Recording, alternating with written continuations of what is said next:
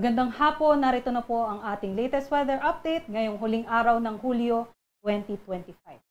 At dahil July 31 naman po, tingnan na po natin kung ilan nga ba ang ating inaasahang bagyo sa buwan ng Agosto. So, base po sa ating historical data, aabot po hanggang 2 hanggang 3 bagyo ang pwede po nating asahan sa buwan po ng Agosto. At kung may mabuumang bagyo, ay papangalanan po natin itong Fabian, Goryeo, at Juaning. Ito naman po makikita natin sa track chart na ito. Ito po yung mga usual na dinadaanan ng mga bagyo na nabubuo ngayong buwan ng Agosto. So meron po tayong 4 na senaryo, 2 senaryo po dyan. Kung mabuo po siya sa silangan ng Visayas, ay tatahakin niya po ang northwestward motion papunta po sa may extreme northern at sa northern Luzon. So ito po yung mga bagyo na mas posible pong maglandfall sa ating kalupaan. Third scenario po natin, kung mabuo po siya dito po sa may silangan ng Central Luzon, ay posible pong tahakin niya ang northwestward motion diretso po papunta sa may Taiwan or sa South China area. So ito po mga bagyo na ito, hindi naman nating inaasahan na may direktang epekto sa ating bansa. Ngunit ito rin po yung mga bagyo na posibleng humila sa habagat. Lastly po, yung last scenario natin na usual na nangyayari sa Agosto, ay kung mabuo po yung bagyo sa may hilangan or hilagang silangan ng ating bansa, ay posible po niyang tahakin ang westward tapos pa northward motion papunta po sa may Japan or may Ryukyu Island area. So ito po yung aasahan natin or guide natin para matrack po natin kung saan nga ba papunta yung mga bagyo natin. Pupunta naman po tayo sa ating latest na satellite imagery ngayong hapon. So kung mapapansin po natin, meron po tayong mga makakapal na kaulapan dyan po sa may hilagang silangang bahagi ng extreme northern Luzon. At ito nga po ay isang low pressure area na dineklara natin kaninang umaga. So ngayon, nasa labas pa po ito ng ating Philippine Area of Responsibility, ngunit mataas po ang tsansa nito na mag-develop bilang isang bagyo. At hindi naman natin ito nakikitaan ng direktang epekto sa ating bansa. Ngunit posible pa rin po itong pumasok sa ating far and then lalabas pa rin po agad.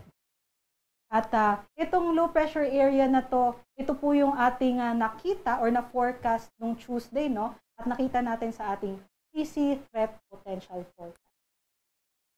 Meron din po tayong binabantayan, no, na parang mga cloud clusters po ay silangan po ng Mindanao at patuloy po rin po natin itong minomonitor sa posibilidad po na ito'y maging bagyo. Para naman po sa kalupaan ng Pilipinas, pansin po natin na concentrated po yung ating mga kaulapan dito sa may Central at Northern Luzon area. Dahil pa rin po yan sa patuloy na umiiral na Southwest Monsoon. At ito pong Southwest Monsoon ay humihina na po gradually over the coming days. At para naman po sa ating forecast or tayaan natin ay mas magiging malinaw po, mas maliwalas yung ating mga weather conditions dito sa Northern Luzon over the weekend. Pero sa ngayon nga po hanggang bukas ay asahan pa rin po natin ang makulimlim na panahon dito po sa may areas ng Central Luzon at uulanin pa rin po ng pabugso-bugso ang mga areas natin dyan sa Northern Luzon. Specifically, dito po sa may Ilocos Norte, sa may Batanes at Babuyan Islands, and even po sa mga bulubunduking lugar natin, dahil po yan sa tinatawag natin na orographic shifting, or kung umangat po yung ating hangin dun po sa mountainous areas, ay napupwersa pong mabuo yung ating mga kaulapan na nagdadala ng mga pag-ulan. Para naman po sa Metro Manila, sa may nalalabing bahagi ng Luzon, Visayas at sa Mindanao, pansin po natin, wala po tayong masyadong mga kaulapan. So meaning po niyan ay meron po tayong maganda or maaraw na panahon ngayong hapon hanggang bukas po. So dito po ay asahan po natin, yun nga po, improving weather conditions. So kung may plano po tayong gumala over the weekend, lalong-lalo na po dito sa may Bisayaan at Mindanao ay posible po natin itong ituloy at dahil po ay improving na nga po ang ating weather conditions dito. Pero hindi pa rin po natin inaalis yung tsansa ng pagbuo ng isolated or mga localized thunderstorms, lalong-lalo na sa hapon at sa gabi. Kaya magdala pa rin po tayo ng mga pananggalang sa ulan at sa matinding sikat ng araw. Ito naman po ang ating inaasahan na potential na maging bagyo sa susunod na linggo. So meron po tayong nakita na potential na maging bagyo na pwede pong mabuo sa may Pacific Ocean at ito'y kikilos patungo po sa may Philippine Sea. At sa ngayon po, wala naman po tayong minomonitor na gantong klase ng kaulapan dito sa area na to ng Pacific Ocean. Ngunit patuloy pa rin po natin itong minomonitor kung meron nga pong mabubuo o magde-develop sa next week.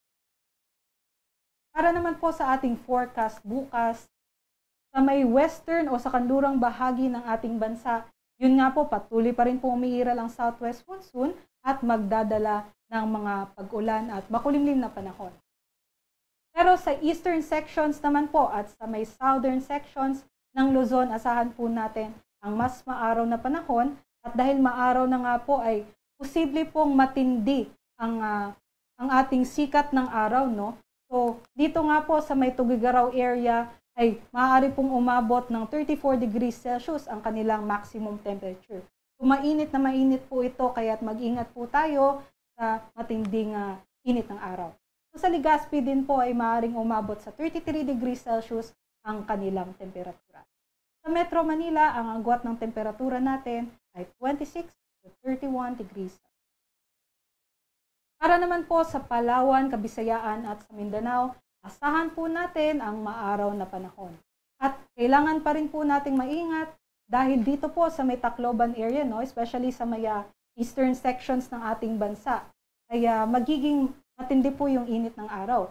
So sa Tacloban, naabot po sa hanggang 35 degrees Celsius. At kahit wala po kayo sa Tacloban, at malapit po kayo sa area na yun, sa may Eastern Visayas po kayo, mag-ingat po tayo sa matinding sikat ng araw, magdala po tayo ng tubig at umbrella po dahil matindi po yung magiging araw natin dyan sa areas na yun.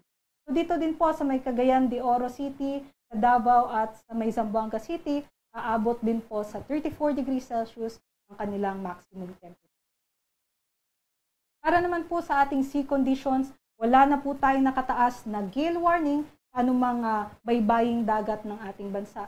Ngunit aabot pa rin po sa moderate to rough ang magiging pag-alon dito sa western at sa northern sections ng Luzon.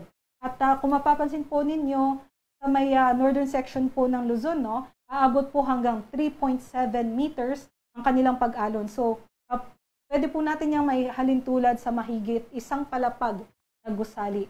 At risky pa rin po, delikado pa rin po ang paglalayag ng ating mandaragat, especially po yung may maliliit na sasakyang pandagat. So, iwas na lang po tayo kung maliliit po yung ating mga sea. Pumunta naman po tayo sa ating 3-day weather outlook sa pagdating ng Saturday hanggang sa Monday. So, over the weekend nga po, sa may Luzon area ay magiging mas maliwalas ang ating panahon. Ngunit, liban na lamang po dito sa may Baguio City, hanggang Saturday po ay asahan po natin yung ating mga pag-ulan.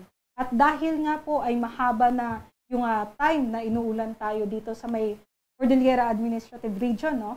So mag-ingat po tayo sa posibilidad pa rin po ng mga flash floods at landslides. Pero pagdating naman po ng Sunday hanggang Monday, asahan naman po natin sa mga kababayan natin dyan na posible pong mag-improve na po yung ating weather conditions at sana po tayo po'y makarecover sa ating mga kababayan dyan. Para naman po sa ating agwat ng temperatura dito sa Metro Manila, agwat ng temperatura natin 25 to 33 degrees Celsius. Sa Baguio City naman 17 to 23 degrees Celsius at sa Legazpi naman ay 26 to 34 degrees Celsius. Dito naman po sa Kabisayaan, buong Saturday hanggang Monday ay magiging mainit. So sa Metro Cebu, agwat ng temperatura natin 27 to 33 degrees Celsius. Sa Iloilo naman ay 25 to 33 degrees Celsius.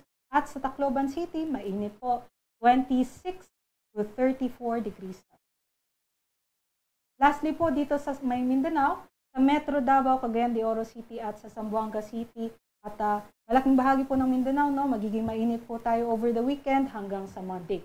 So Metro Davao, ang agwat ng temperatura natin ay 25 to 34 degrees Celsius. Sa may Cagayan de Oro City naman ay 24 to 33 degrees Celsius at sa Zamboanga City ay 24 to 34 degrees Celsius. Para naman po sa ating thunderstorm advisories, pwede naman po nating bisitahin ang ating website panahon.gov.ph para makita po natin doon yung mga nire-release or ini-issue po ng ating mga Pag-asa Regional Services Divisions na advice ukol po sa ating thunderstorms at rainfall. Sa Kalakhang, Maynila, ang araw po ay lulubog mamayang 6:26 p.m. at sisikat naman po bukas ng 5:39 p.m.